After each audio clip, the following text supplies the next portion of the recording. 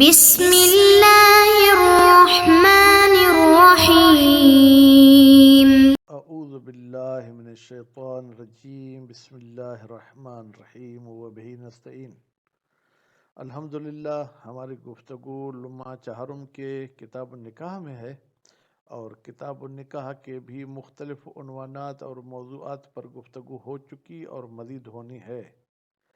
تو آج کل جو ہماری گفتگو ہو رہی ہے وہ 20 مسائل کے بارے میں گفتگو تھی، جن میں سے پہلا مسئلہ آپ پڑھ چکے، دوسرے مسئلے کا بھی یوں سمجھے کہ آدھا حصہ آپ پڑھ چکے، باقی آج دوسرا حصہ دوسرے مسئلے کا پڑھیں گے۔ اس دوسرے حصے میں کیا کہنا چاہتے ہیں، اس کا ہلکا سا آپ کو خلاصہ بتا کے پھر ہم چلیں گے عبارت کی طرف۔ ہم نے پچھلے درس میں جو یہ پڑھا کہ اگر آزاد عورت کے رکھنے کی قدرت ہے تو یہ کنیز کے ساتھ شادی نہیں کر سکتا، اور آپ کو پتہ ہے کہ علماء کرام میں نظریاتی اختلاف تو ہوتے ہیں۔ انہوں نے کہا تھا پچھلے درس میں کہ اگر صلاحیت ہے آزاد عورت کے رکھنے کی تو کنیز کے ساتھ شادی نہیں کر سکتا، کیونکہ قرآن مجید اور حدیث میں بھی 2 مجبوریاں بتائی گئی ہیں کہ ان مجبوریوں کی صورت میں یہ بندہ کنیز کے ساتھ شادی کر سکتا ہے۔ آج ایک قول والا جو ہے وہ کہتا ہے کہ نہیں، بغیر کسی مجبوری کے یہ کنیز کے ساتھ شادی کرنا چاہے تو کر سکتا ہے۔ زیادہ سے زیادہ ہم یہ جو نہیں آئی ہیں کہ کنیز سے شادی نہیں کرو، ان کو ہم حمل کریں گے کراہت پر۔ بھائی نہیں تو علم اصول میں ہم نے پڑھا ہے کہ وہ ظہور رکھتی ہے حرمت میں، تو حرام ہونی چاہیے۔ کہتے ہیں حرمت میں نہیں اس وقت ظہور رکھے گی جب نہیں کے خلاف کوئی اور جواز والی دلیل نہ آئے، لیکن اگر جواز والی دلیل آئے گی تو نہیں کا احترام کرتے ہوئے ہم بس اس کو کراہت تک ہم حمل کر دیں گے۔ اب کیا دلیل ہے کہ نہیں کے خلاف کوئی اور آپ کے پاس ادلہ آئے ہیں، وہ انشاءاللہ ہم عبارت میں پڑھیں گے۔ تو چلتے ہیں اب ہم، اور کہا گیا ہے یجوز العقد، جائز ہے عقد، علی الامت، علی الامت یعنی کنیز پر، لیکن یہاں ہم اردو میں ترجمہ کریں گے کنیز کے ساتھ نکاح کرنا جائز ہے، مع القدرت علی الحرت، جبکہ انسان میں قدرت ہے آزاد عورت کے ساتھ شادی کرنے کی۔ خوب، تو علی کراہت، یہ جو کنیز کے ساتھ شادی کرے گا اس میں کراہت ہے، یعنی نہ کرے تو بہتر ہے، لیکن اگر کرے گا تو کوئی گناہ نہیں ہوگا۔ بھائی کیوں؟ للأصل، اصل سے مراد ہے اصالت الاباحہ۔ ہم شک کرتے ہیں کہ کنیز کے ساتھ شادی کرنا جائز ہے یا نہیں، جب بھی شک در تکلیف ہو تو اصالت العدم جاری کریں گے، یعنی اصل عدم جواز، ٹھیک ہے، نہیں شک کریں گے کہ حرام ہے یا نہیں، اصل عدم تحریم، عدم تحریم بے معنی کیا، جائز ہے کہ شادی کر سکتا ہے۔ وہ عمومات الکتاب، اور دوسری دلیل ہمارے پاس، ایک تو اصل الاباحہ، اصلی ہے کہ مباح ہے شادی کرنا، اور دوسری یہ کہ قرآن مجید کی جتنی بھی آیات شادی کے بارے میں آئی ہیں وہ عام ہیں۔ عام ہونے کا مطلب یہ ہے کہ وہ کنیز کے شادی کو بھی شامل ہے اور آزاد کی شادی کو بھی شامل ہے۔ مثلا کہا گیا الا علی ازواجہم او ما ملکت ایمانہم، یعنی بندہ اپنی بیویوں کے ساتھ بھی وہ کچھ کر سکتا ہے، اور جن کو اپنی ملکیت میں رکھتا ہے ان کے ساتھ بھی وہ کچھ کر سکتا ہے۔ پھر کہیں پر تو یہ بھی ملتا ہے وَلَأَمَةٌ مُؤْمِنَةٌ خَيْرٌ مِّن مُشْرِكَةٍ، مومن کنیز مشرک عورت سے بہتر ہے۔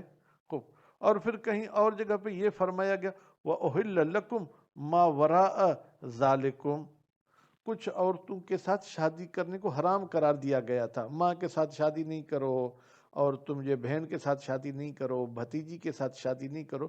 جن عورتوں کے ساتھ منع کیا گیا تھا ان میں کنیز کا ذکر نہیں ہے، اور یہ آیت کہتی ہے کہ ان منع شدہ عورتوں کے علاوہ سب کے ساتھ تم شادی کر سکتے ہو، تمہارے لیے حلال ہیں۔ اور پھر ایک اور جگہ پر قرآن مجید میں آیا ہے وَأَنكِحُوا الْأَيَامَ مِنْكُمْ وَالصَّالِحِينَ مِنْ عِبَادِكُمْ وَإِمَائِكُمْ، اور تم نکاح کرو تم میں سے جو کنوارے بندے ہو اور نیک صالح جو تمہارے بندوں میں سے اور تمہارے کنیزوں میں سے ہیں۔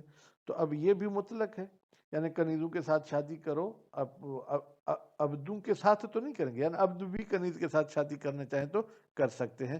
پس یہ تمام ادلہ جو ہے کہ وہ عام ہے، یعنی عمومیت کے حوالے سے یہ آزاد اور کنیز دونوں کو شامل ہیں۔ خوب، یہ عموم والی دلیل بھی تھی، ولی روایت ابن بکیر، اور جناب ابن بکیر صاحب کی بھی روایت ہے، اس روایت میں ایک فالٹ ہے، المرسلت، وہ مرسلہ ہے، یعنی بیچ میں روات کا سلسلہ کٹا ہوا ہے۔ اچھا، وہ روایت انہوں نے کس سے نقل کی ہے؟ ان صادق علیہ السلام، امام جعفر صادق علیہ السلام سے روایت نقل کی ہے، جس روایت کا لفظ کیا ہے؟ لا ینبغی، سزاوار نہیں ہے کنیز کے ساتھ شادی کرنا، بہتر نہیں ہے کنیز کے ساتھ شادی کرنا۔ یہ لا ینبغی وہو ظاہر فی الکراہت، یہ کراہت میں ظہور رکھتا ہے، حرمت میں ظہور نہیں رکھتا۔ یعنی امام کہتے ہیں بہتر یہ ہے کہ کنیز کے ساتھ شادی نہ کی جائے، لیکن اس کا مطلب اگر کریں تو اس میں کوئی حرج نہیں ہے۔ ضعف فرماتے ہیں ہم اس قول کیل کو نہیں مانتے، یہ ضعیف ہے۔ کیوں؟ بِأَنَّ الاشتراط المذکور، بتحقیق یہ جو ذکر کی گئی شرط، کون سی؟ من لم یستطع والی شرط جو ذکر کی گئی ہے، کو مخصص، یہ شرط تخصیص لگاتی ہے لما ذکر من العمومات، یہ جو آپ نے عمومات ذکر کی، یعنی یہ سب کنیز کے ساتھ اس وقت شادی کر سکتا ہے جو آزاد کے ساتھ شادی نہیں کر سکتا ہے۔ تو آیات کا تو ہم نے جواب دے دیا، وہ روایت کا بھی تو بھائی جواب دیں۔ ارسالیہ ضعیفۃ، ایک تو مرسلہ ہے، مرسلہ ہونا بھی عیب ہے، اس کے ساتھ ساتھ ضعیف بھی ہے۔ اور اس کے بعد وہ ضعف مطلق المفہوم، آپ نے جو کہا کہ مفہوم اس قسم کا آیا ہے، کہتے ہیں ہم کہتے ہیں کہ بھائی ہر مفہوم حجت نہیں ہے، بعض مفاہیم ایسے ہوتے ہیں جو حجت ہوتے ہیں، تو یہاں پر تو مفہوم شرط ہے، اس لیے آپ مفہوم کو ضعیف قرار نہیں دے سکتے۔ وَتَنزِيلُ شرط علی الاغلب خلاف الظاہر، اور اس شرط کو اغلب پر جو ہے کیا ہے نازل کرنا، کہ بھائی کیا ہم یہ کہیں گے کہ عام طور پر جب کنیز جب آزاد نہیں ملتی تو کنیز کے ساتھ شادی کی جاتی ہے، یہ بھی خلاف ظاہر ہے، بلکہ چاہے آزاد ملے چاہے نہ ملے، لم یستطع ہوگا تو کنیز کے ساتھ اجازت ہے، ورنہ اجازت نہیں ہے۔ وہ ہوا اے القول بالجواز، یہ جو قول کہتا ہے کہ جائز ہے کنیز کے ساتھ شادی کرنا، مشہور، یہ بھائی ڈھکا چھپا نہیں ہے، بلکہ یہ قول جو ہے کیا ہے مشہور ہے جناب بین الاصحاب، ہمارے علماء کے درمیان۔ خوب، ایسے ہم ہلکی پھلکی بات نہیں کرتے، اللہ مشہور ہے، لیکن پھر بھی اس میں ایک فالٹ ہے، ان دلیلہ، بتحقیق اس قول کی جو دلیل ہے غیر ناہذ علیہ، ناہد کا تو کھڑے ہونے والا بھی ترجمہ کر سکتے، لیکن ہم یوں کہتے ہیں وہ اتنی مضبوط نہیں ہے اس مشہور نظرے پر، فلذا اسی مضبوط دلیل نہ ہونے کی وجہ سے نسبہ، مصنف صاحب نے اس قول کی نسبت دی ہے الی شہرت، شہرت کی طرف، یعنی اگر اچھا قول ہوتا تو یہ کہتے والاقوی والاقرب، اس قسم کی کوئی بات نہیں کہی۔ فعلی القول الاول، اگر ہم پہلے قول کو لیں جو کہتا ہے کنیز کے ساتھ بغیر مجبوری کے شادی کرنا جائز نہیں، لا یباہ نکاح الامت، مباح نہیں ہے، جائز نہیں ہے کنیز کے ساتھ نکاح کرنا، الا بعدم طول، مگر ایک صورت میں، جب آپ کے پاس طول نہ ہو، یعنی جب آپ کے پاس آزاد عورت کے ساتھ شادی کرنے کی طاقت نہ ہو تو پھر آپ کنیز کے ساتھ شادی کر سکتے ہیں۔ اچھا، یہ طول کی ذرا ہمیں معنی تو بتا دیں۔ وہو لغتن، لغت کے اعتبار سے طول کی معنی کیا ہے؟ الزیادۃ والفضل، کسی چیز کا زیادہ ہونا، کسی چیز کا جو ہے کیا ہے اضافہ ہونا، والمراد بہی، اور طول سے مراد ہونا باب نکاح میں کیا ہے؟ الزیادۃ فی المال وسعتہ، مال میں اضافہ ہونا اور مال میں وسعت ہونا۔ کس طریقے سے مال میں اضافہ اور وسعت؟ بحیث یتمکن مع الزیادت، مع کی ضمیر زیادت کی طرف پلٹے یا سعت مال کی طرف، اتنا اس کے پاس مال ہے کہ اس بندے میں سکت ہے، یتمکن یعنی اس میں طاقت ہے، اس کے لیے ممکن ہے من نکاح الحرت، کہ یہ ایک آزاد عورت کے ساتھ نکاح کر سکے، فیقوم بما لا بد منہ، جب نکاح کرے گا تو پھر یہ شخص انجام دے گا بما، وہ کام، لا بد منہ، جو اس نکاح کے لیے ضروری ہیں۔ وہ کون سے ضرورت ہیں؟ من مہرہا، بھائی کنیز کی تو اتنی حق مہر ہوتی نہیں کہ اس کے جیب پہ بوجھ ہو، آزاد عورت تو کنیز آزاد عورت تو مہر منہ مانگی بھی مانگ سکتی ہے، اور نفقت ہے، کنیز بیچاری کو آپ جو دال روٹی دے دیں گے وہ کھا لے گی، لیکن آزاد عورت کے تو نخرے ہی اپنے ہوں گے، تو مجبوری کی صورت میں کنیز کے ساتھ شادی کر سکتا ہے، ورنہ نہیں کر سکتا۔ اچھا، اب آپ نے کہا کہ نفقہ دینا ہوگا، تو نفقہ کہاں؟ فرماتے ہیں وَيَكْفِي لِنَفَقَتِ، نفقہ کے لیے کافی ہے وجود ہو، کہ وہ نفقہ موجود ہو۔ بھائی موجود ہونے کی بھی دو قسمیں ہیں، ایک بالفعل موجود ہے، یعنی ابھی سامنے یہ پڑا ہے، ایک مرتبہ بالقوہ۔ بالقوہ کا مطلب یہ ہے کہ وہ موجود ہوتا رہے گا، کہ غلت الملک، جیسے آپ کی ملکیت کی جو ہے کیا ہے جناب، جو اس میں آپ نے کشت وغیرہ کی ہے، ٹھیک ہے، اس کی جو آپ کو اناج وغیرہ آتا رہتا ہے۔